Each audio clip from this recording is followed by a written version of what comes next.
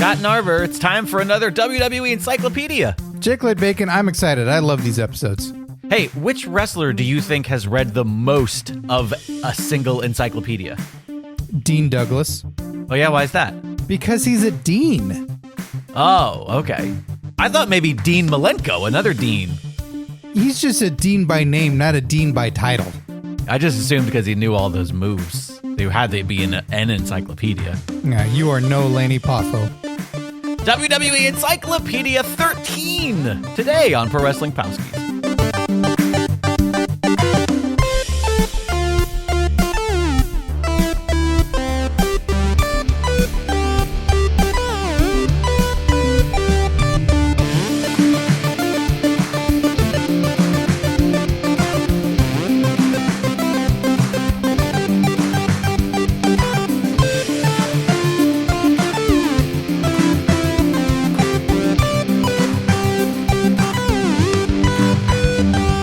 Hey, Scott Narver. Hey, Jake Lloyd Bacon. I was vibing out so much with the song there that I forgot to hit the button and come over to our cameras and be live. You got to be live. Don't vibe too much. I know things are all about vibe now. Like I get your vibe and sending vibes and no, it's totally a vibe on this show. Man, what's our vibe? What vibe do we give?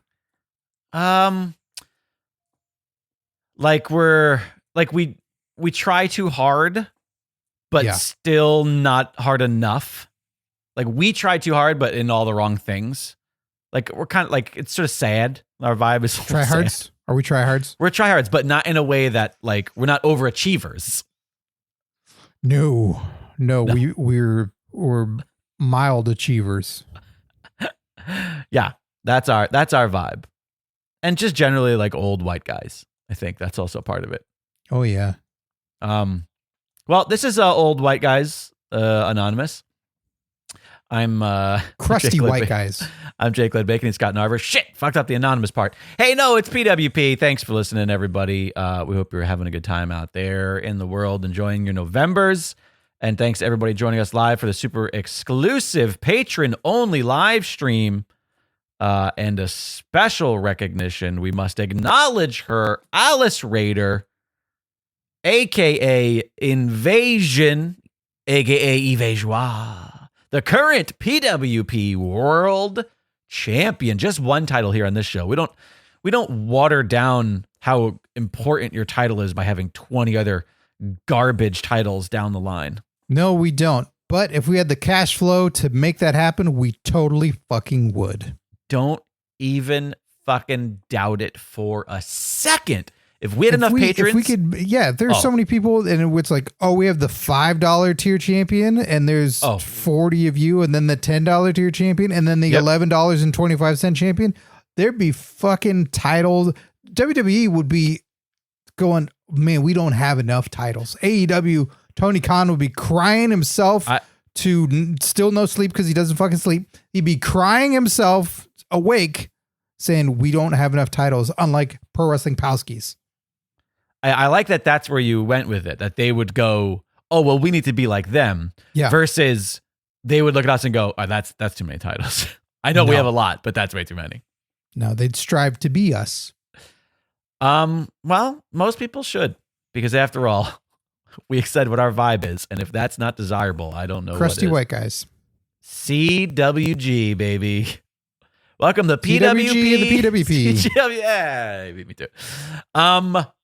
Scott, it's time for the 13th installment of the WWE Encyclopedia. But now it's in my possession. It vanishes in your hands because of your green screening on Zoom.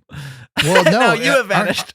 Are we forever surrounded by it because it's in the green everywhere. screen? It's literally everywhere. We cannot. So do I have to get it. rid of it in order for this to work? Oh no! I think it'll be fine once you hold it up. Oh, I'll kill it. I'll kill it. No, I think it's still. Oh, I see what you're saying. You need to kill that in order because you want to see. You could always tell me. I didn't always show you. And I hold a grudge for it. Oh, okay, that's fair. Well, whatever you'd like to do. So yeah, we have our. Is it the? This doesn't work. Is it the 2020 edition? Wait, what edition is it? 2019? Oh Christ! used to know this. I don't remember. It used to be in my hands. I used to be able to just look at it. It's the new edition. That's what it's called. Yeah, it's the new edition. Which is great because you have to assume at some point they're going to come out with another edition. What's that one going to be called? The next new edition. The next new edition. Oh, okay. So now it's in my possession because you didn't want to travel across the United States of America with it. And now you get to choose the page. Do you want to choose a page number? Or, for those new listening to the show, this is what we have: the encyclopedia filled with knowledge of all things wrestling through the lens of a WWE, and this gives us a chance to talk about things that we may not normally talk about on the show. So we pick something at random, and then we just have a full discussion about it. And of course, if you're in the chat, or if you have yet to join our chat, this is when we do these episodes. You can join in and also chime in with stories or anecdotes, or just like, man, that person sucks or is the best. I like to think that that's all about one person. They said that person sucks or is the best. Yeah. I like picking the page number. Let's do that. Okay, pick the page number then. You got to give me the range. What's the last page? 1.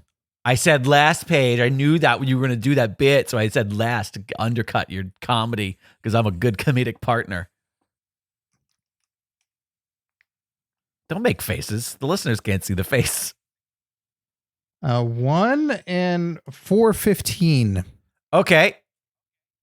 Let's go late in the game. Let's go. I don't know why, but the number 388 is speaking to me. Let's go 388. DUIs you've had, that's why. What? Why? Is that like a police code for DUIs? No, that's just how many you've accrued. Oh, I thought maybe that was just the new Jeff Hardy shirt. 388. Well, it'll be something you're well versed in, sir. World Championship Wrestling. That's right. WCW. Oh my God. What a broad category that we've got today. Oh, they hardly had any of those. Although one is featured on the following page. We have Jim Crockett Jr. also featured, The Great Muta, Conan, Scott Norton, Bobby Eaton, and Missy Hyatt. So is World Championship Wrestling just the left page? Oh, wow. Look at that. Why is World Championship Wrestling in there with a bunch of... Oh, wait. I'm very featured confused. Players of World Championship So is Wrestling? that what that is? Okay, because I was curious because I thought they might be in the alphabetical order and they were just like other W's, but they're all this is a big grouping of World Championship Wrestling? Yes. Interesting. Yes, and without spoilers, I can just say that seeing into the future here a little bit, we get into other things that are involved of interesting. Just an overarching So it's almost like a mini major encyclopedia. points of WCW. It's like a mini encyclopedia within the WWE Encyclopedia for WCW. This is correct. Oh. This is correct. Fascinating. Who knew that was in there? This is like a subcategory. We should rename this episode WCW Encyclopedia Part 1. When wrestling's territory system began to crumble, only 2 major promotions were left in North America, facing off against each other in what could only be categorized as a death match between WWE and WCW, which I think you can only say that after it's long over. Yeah. Not at the time. Not at the time at all. It was not a death match. At the time, this was the only way that anybody can put this. No, it's a competition of the 2 art companies at the same time. It's just business. It's Coke and Pepsi. It's just like things that... To the death. Choice. Yeah. You want this one? No. You want that one? Okay. I mean, I feel like at some point Pepsi should send a bunch of like beefy dudes on a tank to the Coca-Cola headquarters, just film it, just to see if they'll open the doors. And a lady. Yeah. Absolutely. Who's potentially beefier than the rest. You're not wrong by that. From 1995 to 2001, fans were left with 2 television choices on Monday nights, Raw and WCW's Nitro. Some chose to switch channels between the 2, stopping when something caught their interest. Others were explicit in their preference. WCW supporters argued their company's product was superior based on the mix of former WWE headliners like Hulk Hogan, Randy Macho Man Savage, Ultimate Warrior, Rowdy Piper. Warrior was there for like a fucking right. I was going to say, what about Hall and Nash? Bret Hart, and others. NWA greats such as Nature Boy, Ric Flair, and Sting, homegrown stars like Goldberg, Diamond Dallas Page, Booker T, and the Giant, later known as The Big Show, and the militant influence of the NWO. Took a long time to get to the NWO. So were you one of those channel changers, or were you specifically one or the other? No, I didn't get... I missed out on the vast majority of WCW. So WCW to me was... like NWA stuff existed and we saw it in the magazines, my brother and I, and we never saw these people unless they had come over to WWE. So like Flair and Luger and the Legion of Doom were always these, man, I want to see them, but I don't know. I just see still images of them. And then I fell out of wrestling. It's like 92, 93, I want to say. Oh, interesting. So I wasn't watching this. So and then when NWO, or whatever, yeah, that stuff, I couldn't stomach it. I didn't like it. Hogan was on the way out and everybody was starting to have the day jobs and I didn't like Shawn Michaels and I thought Bret was boring. Right. And then when NWO came about and then the Attitude Era came about, my brother was watching and trying to convince me to come back into it and watch it. Right. So the first show he took me to was at the Forum, the Great Western Forum. And he's like, you're going to know a bunch of the guys, but they're all bad guys now. Oh, I was like, okay. Interesting. Okay, right. So we had floor seats and like the majority of the show in the beginning was a bunch of luchadors. And God, I'm maybe 18 at the time. So my brother's probably 22. Okay. So we're screaming and we're hollering and it's just that kind of crowd. The NWO has come. So it's maybe around 97 or so is the time of the show. And, Paul White had come out and he was smoking cigarettes and that was weird to see. Virgil was there. Macho Man was there. Hogan came out and was getting booed like crazy. And I hadn't seen Hollywood Hulk Hogan yet. Right. So that whole image and seeing what was happening was so fucking crazy. Weird. And he had the black beard and the yellow mustache and the moment that I will never forget. So the crowd, there were seats on the floor, but it's not structured the way that it is now, like where everything is, the arena seating is all kind of locked in together and the floor where the seats like lock into one another. Everything is kind of sliding around. Steel chairs that were just lined up there. Yeah. And chalk you chalked on the seats to let you know where the seats were, or they would just count them. They're like, you're 11 seats down. So you're down there. It's more of a free for all than being as pristinely put together as it is now. So when Hogan came out, and he's getting booed to hell and fucking this giant man is smoking a cigarette and there's all these NWO members everywhere. There's a bunch of people and the chairs start to get undone from being lined up and they start to get pushed around and people are kind of like not quite moshing, but like the crowd like there's is a motion moving. to it. And the barricade's moving a little bit and things are getting a little crazy.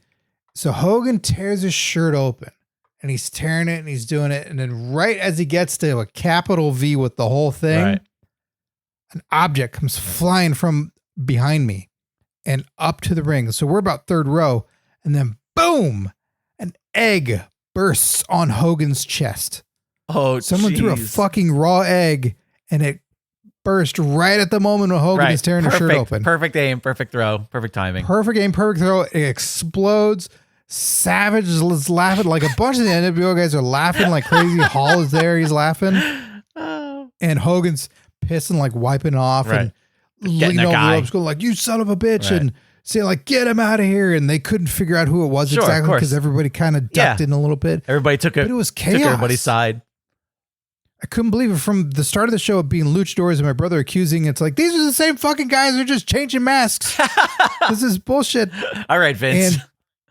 And seeing maybe like a Jericho, seeing guys that I just, if they didn't make an impact in that night, like I just, it's a ton of new faces. Right, of course. Yeah, I get it. But seeing all the good guys, seeing all these major stars and then they're all evil now. What the hell is this? Like that was my first exposure to WCW.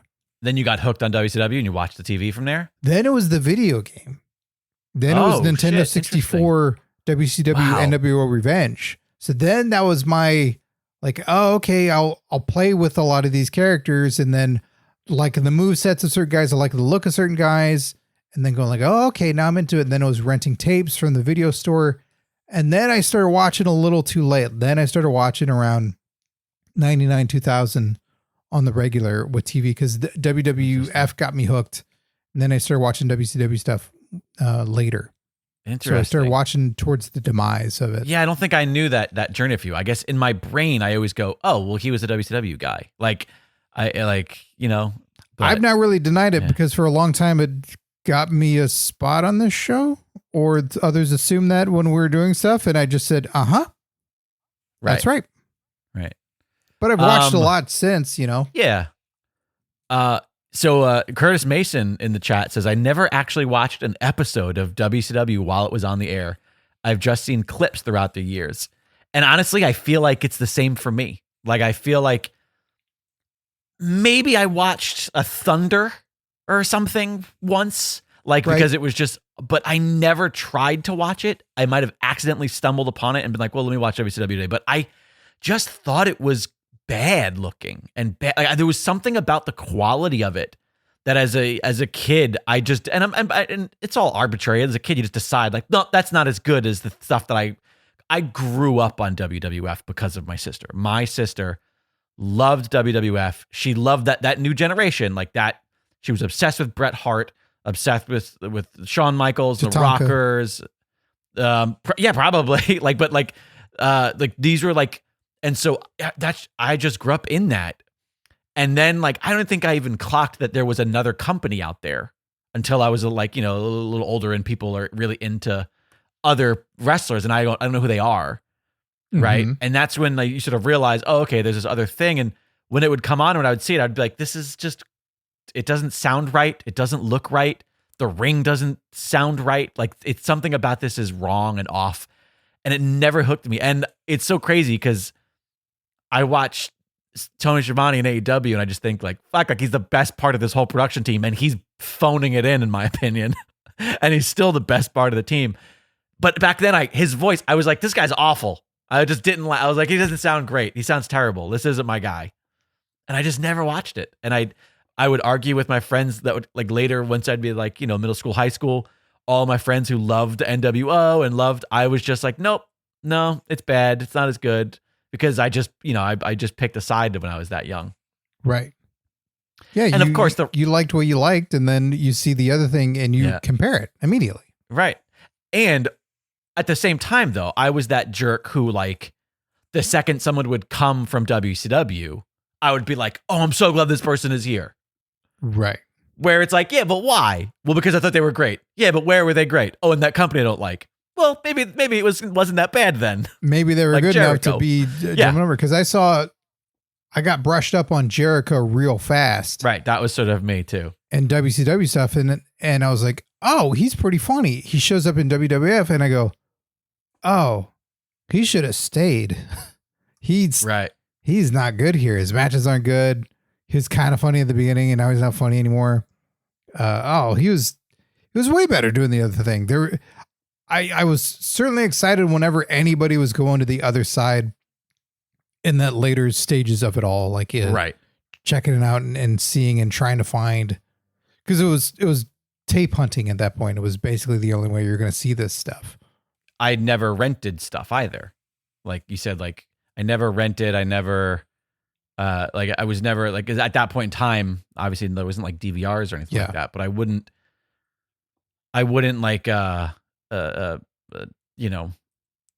see a WCW pay-per-view and be like, oh, let me pick this up and see what happened on TV. I had no interest. And I had a few shows. I'm trying to think what it would have been back then, because that was in the time of when you wanted to watch a show, you're either setting up a VCR to watch it or you're watching it live and you didn't go do whatever else. You were just home that night watching the show. But I was doing theater so much at the time that most of my nights didn't get out till 9 o'clock. I'm doing something, or I came home and then it's time to eat with family with my dinner, or I'm not the Sawyers. Eat family with my dinner. Oh boy, Tamina. Watch too much Texas Chainsaw. 900th. That I'd go home and eat dinner with the family. And that just all the hours of watching weekly wrestling was just out. I wouldn't do it. So I'd sooner want to rent a best of tape or something where I'm seeing the coolest moments of something rather than a crapshoot of a show and go, well, what's this one? Or my brother was in college and I wanted to watch it with him and I didn't see him for a few years there because he was busy and maybe we'd see him during the summers or something. But that would be, I'd sooner watch it with him because I didn't have wrestle friends in that window of time. Right. Interesting. Yeah. I feel like the other thing too was I only had, I think, one other wrestling friend and they were a WWE person. Mm-hmm. And so it was like, well, or a WWF person. So it's like, well, nobody was talking to me about this shit. Right. I will say too, another thing that I hated, and this is, I mean, people are going to be very upset about this. I fucking hated that Sting dressed like Eric Draven, that dressed like the Crow. I thought it was the fucking stupidest, corniest. The Crow is one of my favorite movies of all time, especially when I'm young. Really?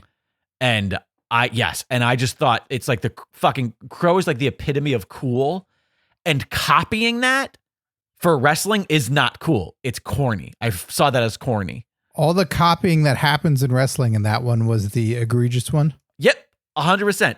That to me was just I couldn't accept it. I could not swallow that pill, and to the point where I was just like, everything must be bad because I can't take this dude seriously dressed like the Crow, dressed like. Could you take Edward Furlong being the Crow in like Crow 3 or 4 or whatever it was?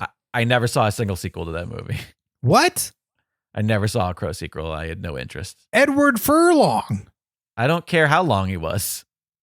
I'm not interested. Easy crowing. Now, with all of this said, through our watch along series and just through being a wrestling fan in today's age, and obviously actually through the help of the WWE Network, I have gone back and I've watched it was this thing that was it was $9.99. It was short lived, and eventually it got bought by a conglomerate because everything has to conglomerize today. Yeah. But anyways, through all of that, I have seen a lot of WCW and thought like, this is fucking great. Like I could get why people like this. I still think some of the things that people love the most were things that I was just not interested in. A lot of NWO stuff, and I just go like, I don't know why people like this. And I think that was because I also didn't like Hogan. I didn't like Hogan when he was in WWF towards the end of his run. Why did I care that he went there and turned heel? I didn't like him in the first place. Like, and the idea of booing him didn't appeal. It's not like, oh, I liked him and he's heel now so I can boo him. That didn't get me either. He was the Thunder in Paradise. I thought it was cool that he was evil, that the other guys showed up. I love the presentation of it, and especially hearing the stories years later of like how Nash was so particular about it. It's like, we don't work for you. Yeah, we can't come out through the stage. We can't have music. Right. We can't do this. We can't sell the shirts through your merch stand. Right. We have to sell them out of the back of a truck. Like we know some people, they'll do it. Right.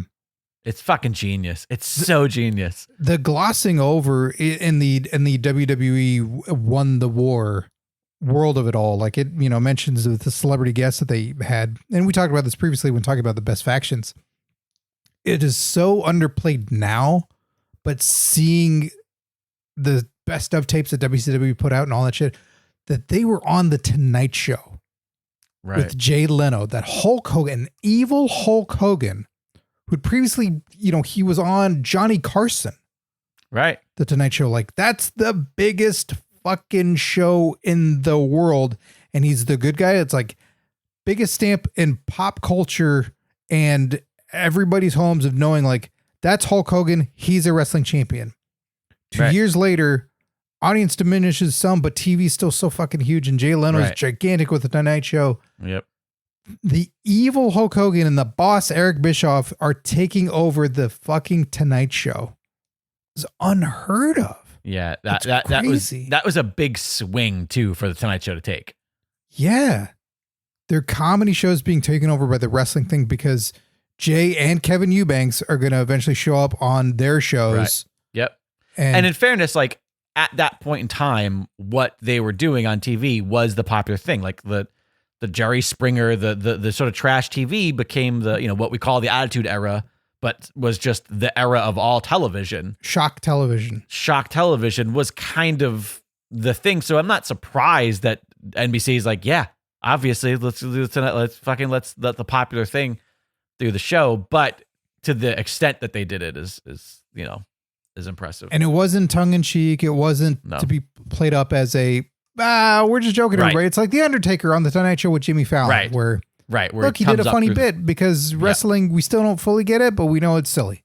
Right, exactly. Yep. Or it's like, oh, every time a wrestler's on, let's have them put Conan in a wrestling move because it's like, it's what we do. Okay. It's like the pet stuff. It's like, have the pet come out and then it climbed on my arm, give him a funny face. Yeah. It was treated very seriously, and that was a major part of it too. So seeing that WCW had these big moments, seeing Hulk Hogan in the parade that they threw for him down in Florida when they signed him. Right. Yeah. Like I knew of that at the time when I started to not watch, but I remember seeing moments of the parade, probably not from a news source or something like that, but seeing it recapped on something, or just like that was a big moment of, look, this guy who it's essentially a trade in sports, right? It's like this guy played on this team for fucking ever. Right. Now he's on this team, and the state of Florida celebrated. Okay. Yeah. That's weird. It's weird too, because I think about that and how WWEF like parried it and made fun of it. And it's so funny because I think that the greatest trick that and maybe it's not a trick, but I feel like I know at some point WCW was dominating. Like at some point WCW was winning this war, right? This fictional fucking war that we all but once it's over, it was the war. Yeah. WWF really kind of made it feel like they were the underdog. They did a really good job of making you feel like, hey, we're the cool, young, cool thing. We're not the big, dumb corporate Ted Turner wrestling show, like we're not all those old fucks over there. And it's like, they just worked for you and you wanted to exactly keep them. where the old boys play, or old, whatever they made fun of, where the big boys play? Is that what WCW's slogan was? Yeah. I bought it. I mean, also keep in mind, I'm like the perfect age for this shit. I'm like barely a teenager, and this to me is like, yeah, fuck that. Fuck those people they think they're cool. Look at these old farts. What do I care about fucking, Macho Man and Hulk Hogan? Like, when I have fucking, they're old. Yeah. Fucking DX or whatever dumb thing I thought was cool. And, Taker is fucking stringing people up. And it'd be the same thing on the school bus or wherever, like arguing about what was better. Yeah, it's fun to hear it in the video game world talked about, where it's like the 16-bit era came about. So you have Super Nintendo or Mega, and then Genesis or Mega Drive, right? To those across the pond. Across the sea. That it's like, this one has blast processing. Right. What is that? Does anything sound cooler than blast? It's blast. Does it fucking matter? They got it, and fucking Nintendo don't, right? Like you're taking the slogans, right? I remember that. Taking whatever it is because you get into it. You have your team, you have your rivalry, but at the end of the day, don't you want to have both systems? Don't you want to have access to both television shows and watch all the things that you want to watch and have all the cool options? Now we're spoiled with it. Now we have all these networks and ways of streaming things, or it's an abundance of riches now. We may be inconvenienced by like, oh, that one's only on fucking Sling. I don't want to buy it. Give me your password for Sling. Do this, do that. But we're able to keep up with it and see so many outlets for it. But WCW had a lot of really great stuff. One of the things here on the page being who was showcased so well was the Great Muta. Right. Like showcasing a Japanese talent that had this built-in mystique of him being from IWGP, being the IWGP champion. Right. And then showcasing him and saying, like, making a big deal, but following through with it. Like he's fighting Luger, he's fighting Sting, he's fighting Flair. And then it's one of the matches that we watched in our watch along series, that Thunderdome match, not the most recent. I get it. Yeah. The exploding or Electric Fence Theater. Yeah, exactly. Yeah, we got Funk, we got Sting, San Martino was in there for some reason. Yeah, and we got Muta, and it was a big deal, and everybody's a big deal, and Muta's fucking amazing. Yeah, he's incredible. That allure of the foreign star. Yeah. Is here and a major player. And it's not just that, like, it's not a thing where they go like, oh, here's this person. He comes from a foreign land and he's a dominant monster.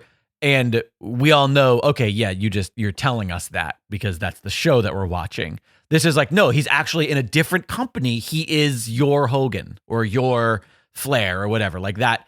It came across in a much different manner. Yeah, it was cool because also if you followed wrestling in the magazines or any of that stuff, you'd see him or you'd hear about him, right? And then the name you get to see him, and yeah, the great Muta. It's sorry, Kali, he was great before you. Absolutely. So I think he was a really cool player. Now here's a guy I know he passed a little while ago. He's featured on this page, and I've never still really seen him, and I don't know where to start as far as matches for him goes, but. He's always highly revered, and trying to think the equivalent of who he would be now. But Bobby Eaton, right, is one of those guys that everybody's like, yeah, he's one of the best. Yeah. He was never going to be the main event guy, but he was just perfect in everything he did. His matches were amazing. Maybe he's like a Regal or a right, yeah, a Finley, a Cesaro. Like I was going to say Cesaro, yeah, but yeah, Finley's sure, a great, Cesaro, right. And he is one that I am just ignorant on, but I keep hearing the best things about him. But I didn't know if you had much experience of watching or knowing Bobby Eaton. No, not a lot at all. I think we talked about him once on the show. I almost feel like maybe we got him on an encyclopedia maybe or something, and we talked briefly about him. And yeah, about how that's like a sort of a blind spot in our fandom. Yeah, but it's still nice to always have somebody to look into. Right. Never mind that gigantic crashing, by the way, as I'm recording. If you heard that. Nope, did not. But it's always nice that there is somebody else still to watch and appreciate and right. find out about their history and everything. And yeah, Bobby, I'm glad that they feature him in here. What are also their highlights according to the WWE Encyclopedia for WCW, for World Championship Wrestling? So amongst just the WCW portion of the page? Yeah. What are some other things? What's the highlights? Yeah. Well, let me see. So some of the stars, they talk about Rodman and Kiss and yeah, they definitely did that thing where they brought in other people. I mean, sometimes to their detriment, like what's his face? Arquette. But they definitely like tried to reach beyond wrestling and to pop culture. Well, as Russo put it, he felt he had a success because he's like, I looked at the USA Today and they had a graph and we were in the graph because we had the fucking... I mean, they made front page news of the actor winning the championship as much as Arquette had vocally said no. No, yeah. But that was still that Shock TV era. Absolutely. Yeah. What else? They go into a bit of history, and I'm kind of skimming through to see. Yeah, of course. What they mentioned, of course, with Hogan joining the NWO, that he's the mystery partner. Right. The third man. They mentioned there were other surprises. In October 1997, Ravishing Rick Rude appeared on Nitro on the same night that he was featured on a taped episode of Raw. Meantime, between 96 and 98, Nitro beat Raw in the ratings for 84 straight weeks. But yeah, the one man to ever appear on both shows in the same night. Right, yeah. Rick Rude. That's incredible. That must have been fucking mind-blowing when you were watching both. Also, at the time and being like, what? I do remember being intrigued by Luger making the jump because it was wasn't it like Monday Raw, and then that same week he was in. It was the first ever. It's the first ever Nitro where in the Great Mall of America. Yeah. And yeah, he's at the end of the first episode, walks through the crowd. Right. Which is just like, I do remember thinking like, oh, I heard that was really cool. Again, but I didn't click. I wasn't like trying to go back and forth ever between the two. I was always like, I'm going to watch Raw and I'm not even going for the commercial break because I was like, what if I missed what's gonna come back? I want to see what happens. I don't want to miss. Right? This. Yeah, you're not so format savvy. No. That oh, now I know it's gonna be this segment and this segment. You're younger and going, whoa, what happens next? Yeah, no, God, come on, hurry up, commercial, come on. Commercials still might have been entertaining. There's a good point. Commercials still might have been like, yeah, these are cool. Oh, that action figure's coming out. That's fucking. Yeah, there was a lot of little like brisk iced tea commercials. Were probably popular. Yeah, you got your Bruce Willis brisk commercials. Snickers were Snickles. Yeah. Those are Tamina said. Obviously, talking about the promotion also created a sensation around former football player Bill Goldberg's lengthy winning streak. Right. See, and another thing, and I think that's what it is. I think when it comes down to it, like for whatever reason, everything WCW was selling, I wasn't buying because all the things that people were the most excited about there. I think if some of the people that were the mid card that were like a lot of people who like came from the ECW, like where they, like I said, like the Jerichos, Malenkos, like that whole group with Guerrero and stuff. If that stuff was more at the forefront of, the main events and the pop culture element of WCW, I probably would have been more intrigued. But the stuff that I saw was stuff that I went, yeah, I don't need that stuff like Goldberg, who just had no interest in. I wonder what it would have been like had you gone to a live show, right, and seen Goldberg in that setting where people were feeling that electricity. 15,000 people all losing their minds, right? Do you still sit there and go, yeah, it looks like? Do you get wrapped up in it? Like, well, okay, that was holy shit, that was exciting. I got chills about all that. Probably because I when I started going to house shows or going to just independent wrestling shows, like it didn't matter who was there. It was always a good time. I probably and a lot of times it was WCW. In fact, that was the majority of my WCW education was because I would go to the local shows and it would be former WCW guys who I would like not just as wrestlers, but as people. They would be, and I'd be like, oh, what's Crowbar about? WCW star Crowbar? Like, why the fuck? He was such a nice guy and he wrestled all the time. He was at all the shows. And I was like, well, I want to go watch Crowbar. Yeah, he's a fun dude. Yeah. And so like that, there was a little bit of that introduction through just the indie circuit. There's many photos featured amongst the WCW page, one of which being the Nitro Girls, which I thought was a really past the initial like, wait, so there, what is this? There's just dancing girls? There's like cheerleaders? What is that? Yeah. But then when I'd watch a Nitro 2 and I'd see it, and that was a time for the commentators to be talking about what's coming up tonight or what the segment you just saw, what's happening. It was an interesting little reset. And yeah, of course you're going to hear all the like, yeah, woo, all right, baby. All the cat calling and all that from the crowd that's there. But it had an interesting way of, here's a little interlude. It's making you excited for what's coming up.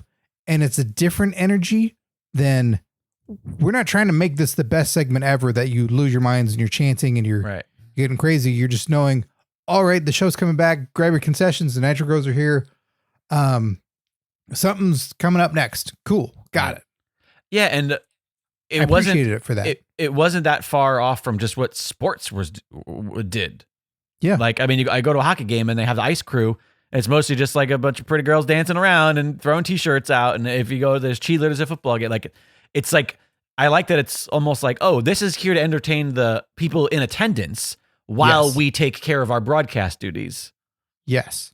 Yeah. And it felt different. WWE wasn't doing that in their programming. And I like that felt different. That was a weird. Different choice. That, and then they never bothered me. I think it was because I was an In Living Color fan. I was like, oh, it's like the Fly Girls. Like I watch a sketch comedy show that has dancers. Why wouldn't wrestling have dancers? It's just sketch comedy. It's all the same shit. Was it Sean? That was Sean's the DJ? wife? Oh no, yes. Yes, it was. Sean Marlin. Like, where's he at?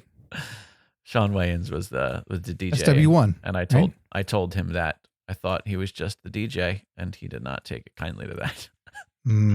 After he was after I worked with him when he was doing stand up. And his manager and the guy who was working with him who was there, I fucking hate.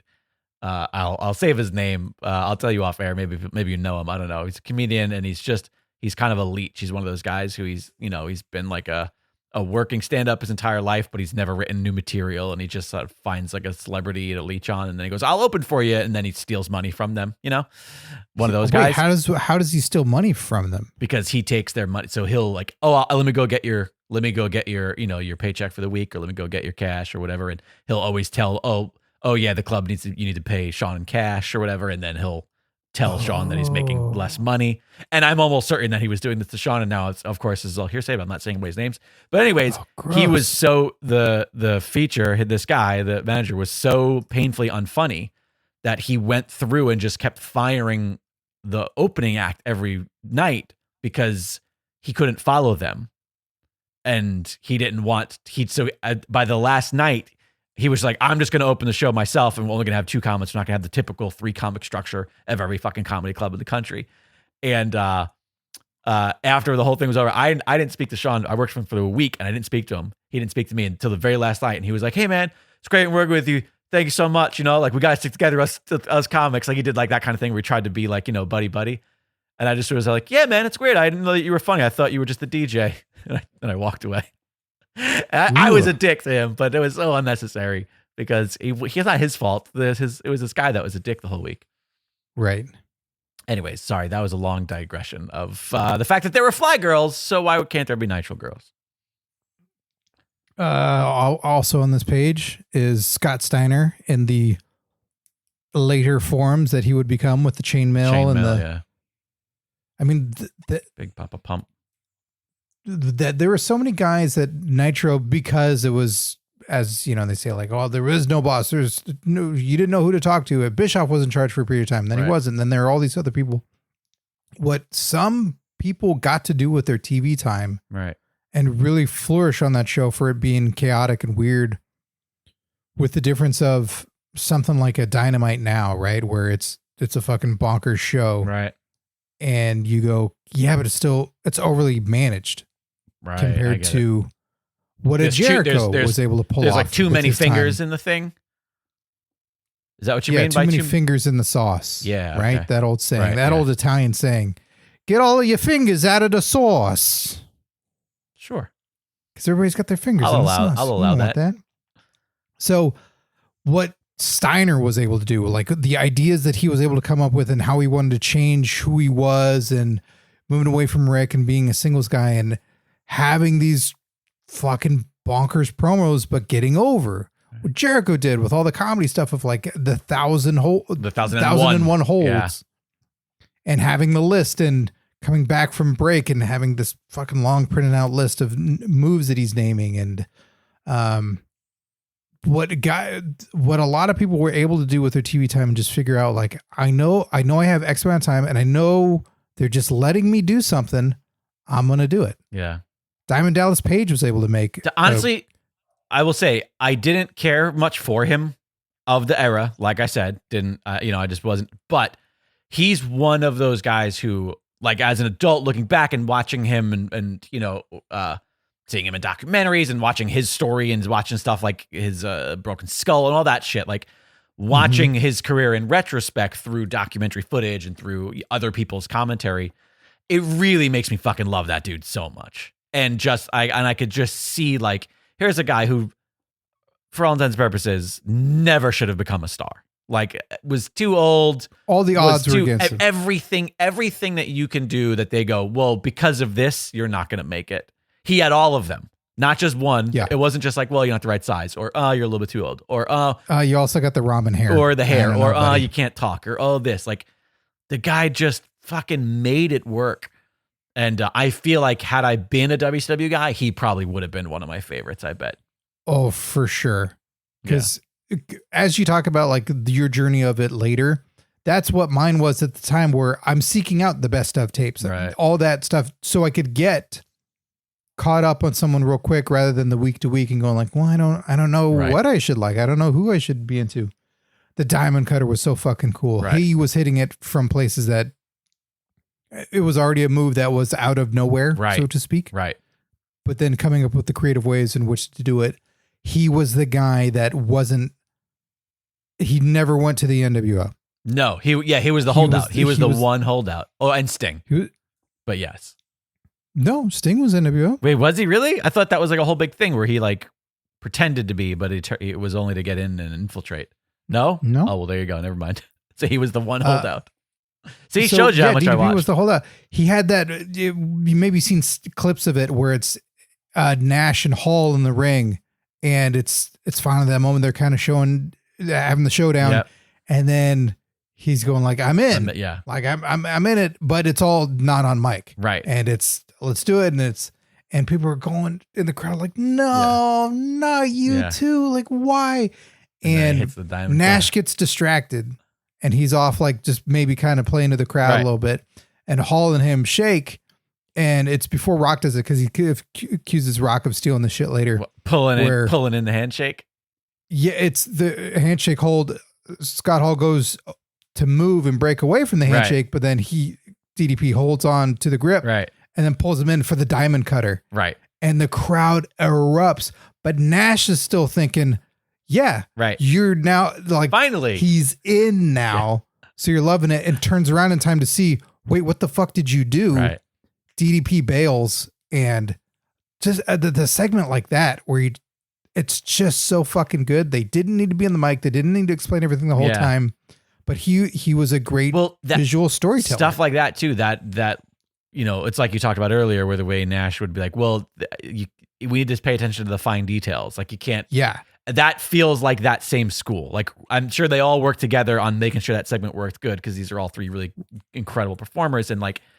Yeah, it's not overly produced by a bunch of people saying you have to do this, you have to do that mark. Nobody was hitting a mic, or being handed a mic. Nobody was doing. There wasn't music being played that it wasn't necessary. There wasn't, it was just like, just let three guys linger there for a minute. Also, by the way, there's no way in hell that he was the first person to ever hold on to a handshake after someone turned away. That has been happening in wrestling. Yeah, in wrestling. Come on now. You don't think that happened way back when? You don't think that's the kind of shit that I could see Terry Funk doing that? Televised. All right, that's fair. I think potentially televised. Yeah, someone may have done that. But hell, that seems like the sort of thing that Jerry Lawler would have done to him. You know what I mean? Like it would have been a thing that he would have. I feel like they use the test of strength. Right. Yeah. Or shake my hand.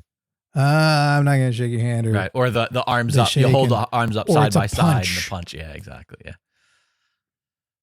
Wrestling came with a lot of clever ways around it, I think, but one of the things I don't see mentioned here offhand that is kind of a point of contention with me when it comes to WCW versus WWE stuff in particular is people are always so upset about the finger poke of doom.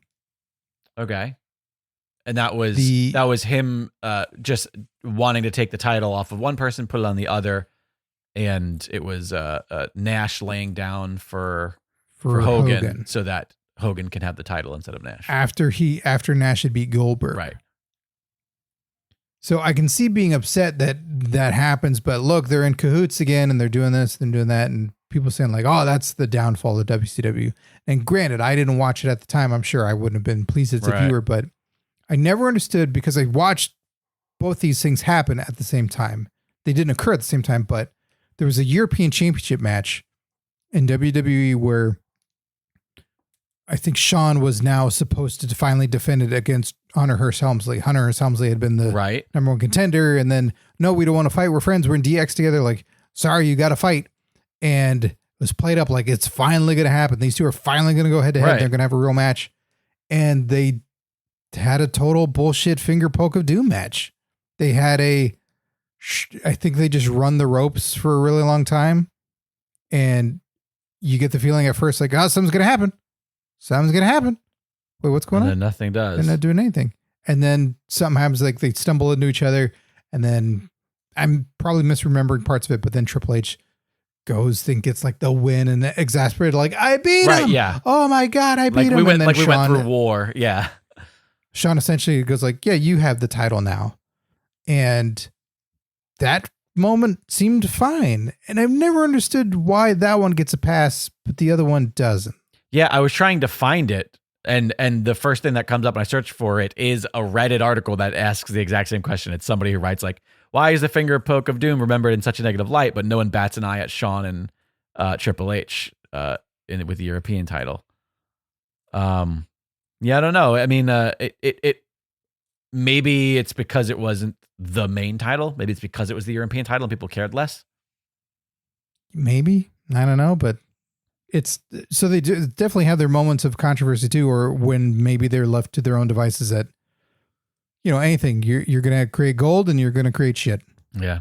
And that is also certainly not remembered as a moment of, by the way, like, yay, having not watched it when it happens and just hearing the story afterwards, the Fingerprint of Doom, the NWO one, like, that actually sounds like good TV. It sounds like the sort of thing that's going to make you hate Hulk Hogan if that's the point. If the whole point was Hogan couldn't beat Goldberg, and now or Nash, right? Exactly. And it was NWO giving a big FU to WCW by saying, you're not gonna, like, we're just gonna listen. We run this place. Whoever we want to be champion is gonna be champion. It makes sense. Right. Like, that all makes sense. Like, yeah, no, have them fucking do this. Maybe it was just in the execution. Maybe it's because they sold it like it was going to be a match, and it wasn't just like, hey, we're telling all of you guys, this is not going to be a match. I'm going to hand them the fucking title. And then they did it. Maybe that would have been better because it would have. Or it's follow through later on where Nash goes, hey, you owed me one. Hey, I laid down for you. Right. And now I need a thing. But maybe there are injuries, or I think we're getting into the realm where then Bash at the Beach happens and Russo shows up, and Russo is a whole fucking other thing. Cause that's when I started watching it and I was really disappointed because I'd heard about Russo and seeing him and going, why is this guy on TV? Why is he talking? Yeah. Why is he? You're not McMahon. You're not Mr. McMahon. Whatever you're trying to do now is not working. Yeah. And the presence is there. You're not a threat. Yeah, exactly. Yeah. So that was probably my introduction on WCW on the regular, was watching the worst things in real time. And it's a bummer. Well, I wish they could have kept going. A sad spot to end it, but we do have to get going here. All in all, though, WCW is a fascinating tale, and the fact that it's just all on a WWE platform now is still a thing that I think our generation, like, it'll never feel normal.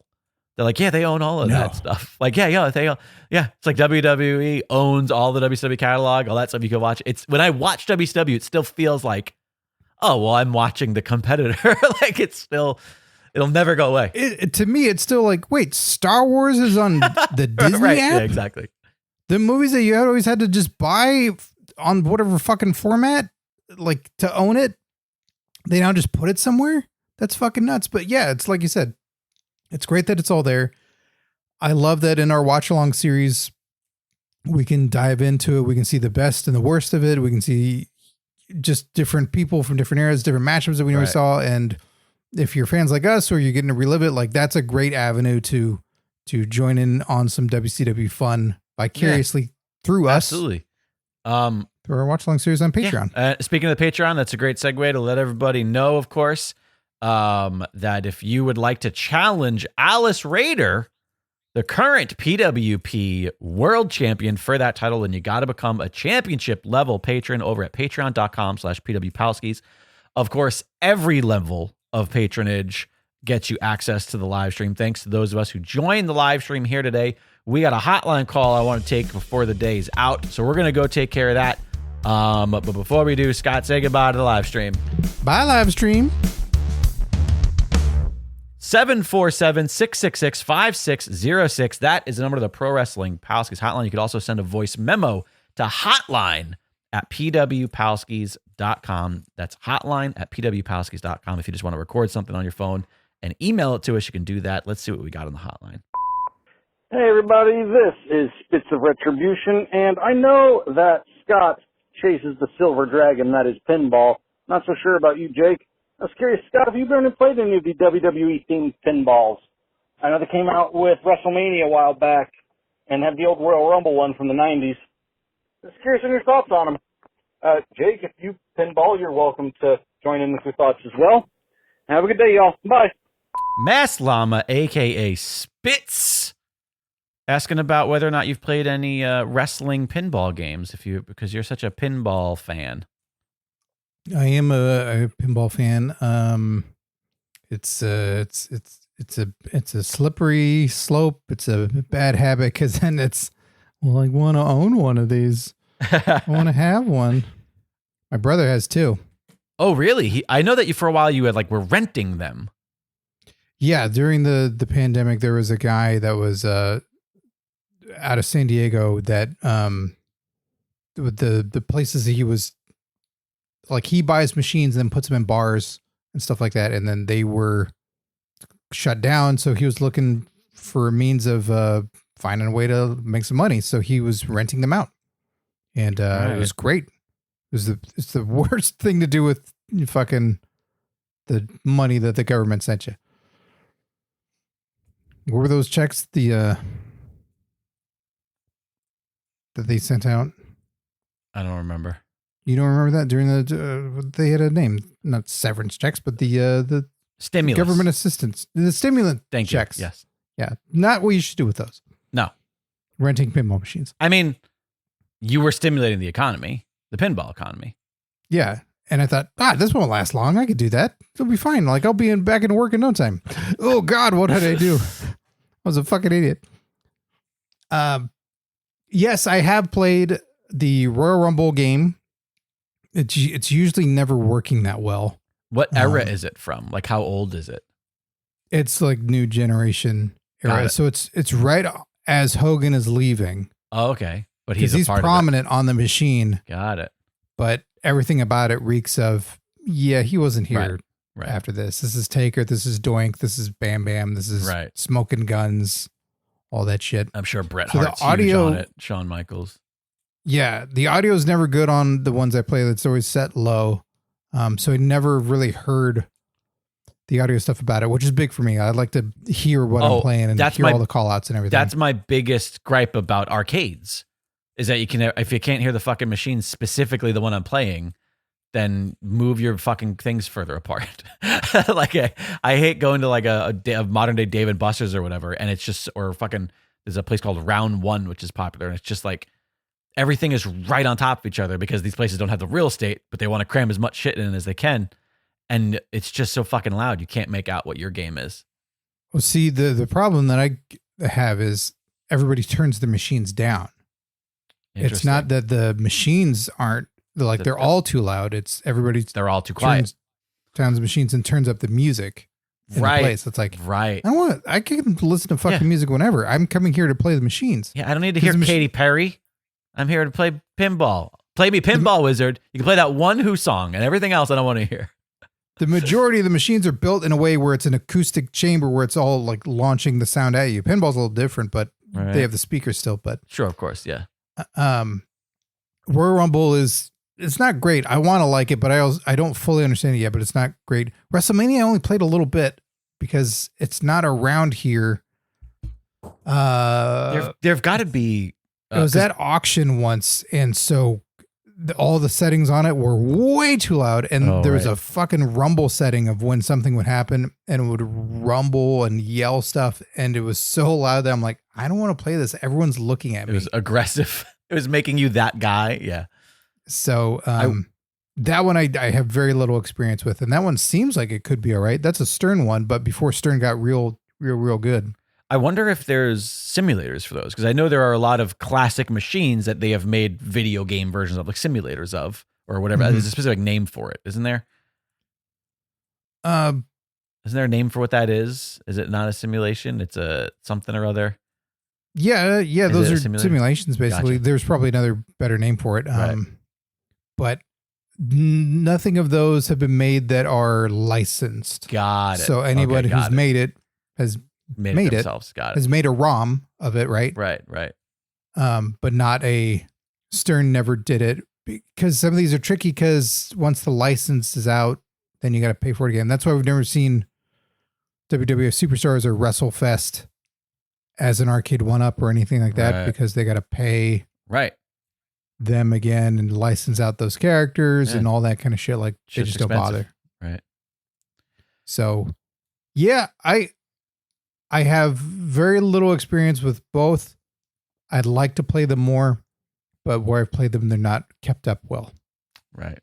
Well, hopefully one day, Scott, that's my dream for you.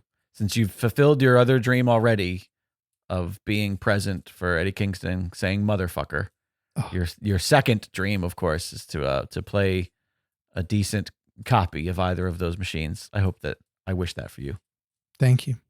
Also, speaking of good wishes, I hope I'm not blowing up your spot. Mass Llama wrote about it in the Discord, and so I'm going to assume that it's okay. Mass Llama underwent a thyroidectomy.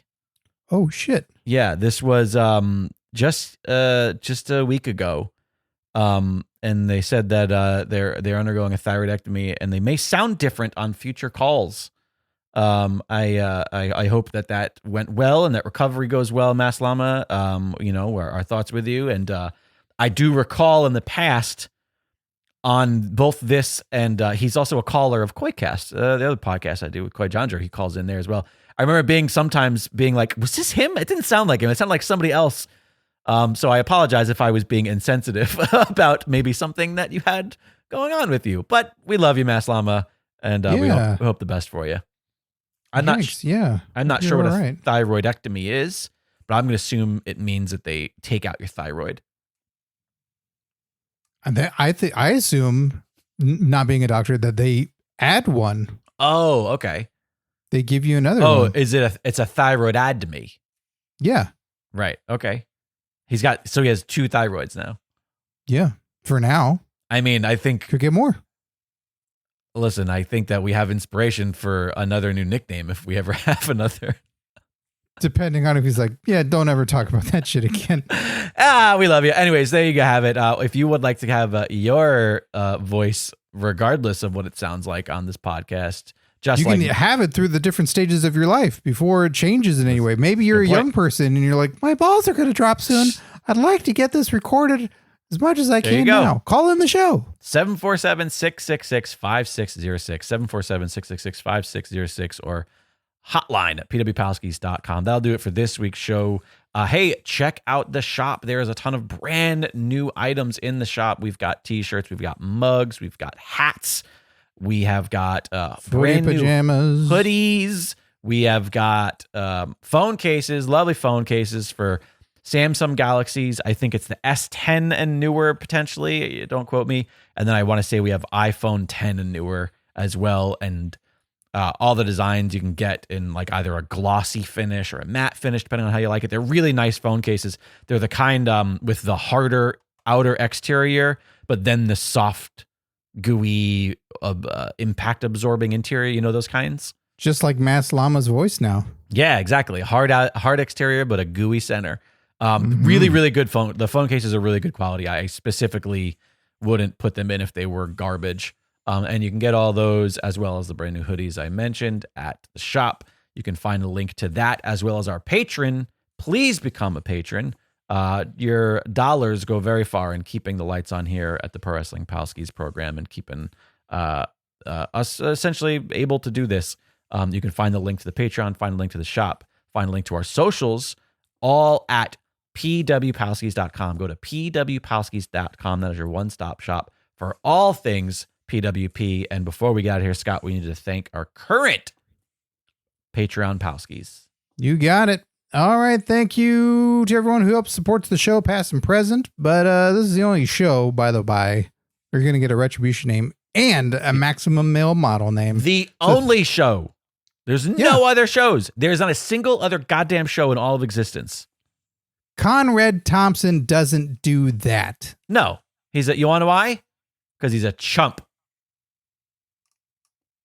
Took me a second to figure out what exactly you called him, but I think I landed on it, and I shall refrain from any other comments. What do you think I said? I thought for a moment you called him a chunk. You know why he doesn't give you a Retribution name? Because he's a chunk. That's right. He's a Goonie character. Well, I tell you, Jake's got a mouth on him. So thank you to Alex Pierce, a.k.a. Figs, a.k.a. Zatoys, Alice Raider, a.k.a. Invasion, a.k.a. Yves Joie, a.k.a. the current PWP champ, Andrea Beeler, a.k.a. Pollen Hate, a.k.a. Achu Detest, Curtis Mason, a.k.a. Hurtis, Gilbert Short, a.k.a. Goliathon, a.k.a. Batal Underruz, Mass Llama, a.k.a. Spitz, a.k.a. Jakara Lover, Michael Beltran, a.k.a. Limestone, a.k.a. La Natural. Miguel Diaz, a.k.a. Bipod, a.k.a. Too Much Husk. Suicide, a.k.a. Tim Bemis, a.k.a. War Trek, a.k.a. Tussle Quest. Tim Redbeard, a.k.a. Blood Fuzz, a.k.a. Blue de Fusée. Tom Hader, a.k.a. Cupid. And Tony Griggs, a.k.a. Big Griggs, a.k.a. Grand Grisois. Thanks to each and every one of you for your continued support of this program. It means the world to us. We hope you had fun on this yet another episode of the WWE Encyclopedia, Part 13, Part 14, just around the corner, I'm sure. Thanks for joining us. Always a blast hanging out with you, the Pro Wrestling Palskis. Hi, this is Wingman Steve. Hi, this is Lily. And you should listen to High School Never Ends, which is a podcast about pop punk music. You might hear me and Lily talk about some of our favorite bands like Blink 82 and Yellow Card. Tune in every other Thursday. Follow us on social media at HSNEPod. And don't just do it for me. Do it for Lily.